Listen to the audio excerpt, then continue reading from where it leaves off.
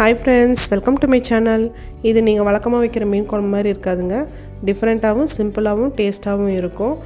வீடியோவை ஸ்கிப் பண்ணாமல் கடைசி வரைக்கும் பாருங்கள். நான் 3/4 கிலோ ஜிலேபி மீன் எடுத்துருக்கேன். நீங்கள் எந்த மீனில் வேணாலும் ட்ரை பண்ணலாம்.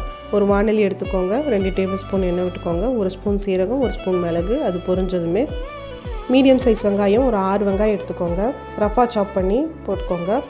வெங்காயம் வதங்கிட்டே இருக்கும்போது 3 தக்காளி, மீடியம் சைஸ் தக்காளி 3 தக்காளி போட்டுக்கோங்க. அதையும் ரப்பாக சாப் பண்ணி போட்டுக்கோங்க. நல்லா வதக்கிக்கோங்க.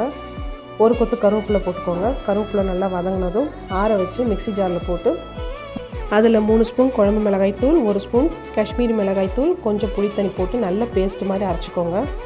ஒரு பெரிய லெமன் சைஸ் புளி கரைச்சி அதோடு சேர்த்து கலந்துக்கோங்க.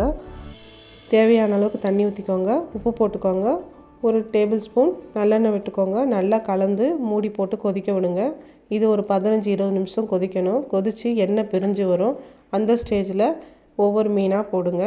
மீன் போட்டு ஒரு 5 நிமிஷம் கொதிக்க விடுங்க. கொதிக்க விட்டதும் அதில் கொஞ்சோண்டு கொத்தமல்லி சேர்த்துக்கோங்க.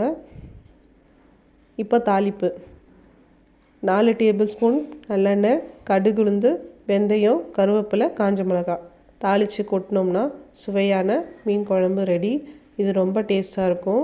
ட்ரை பண்ணி பாருங்கள். ட்ரை பண்ணிவிட்டு எப்படி இருந்துச்சுன்னு கமெண்டில் சொல்லுங்கள்.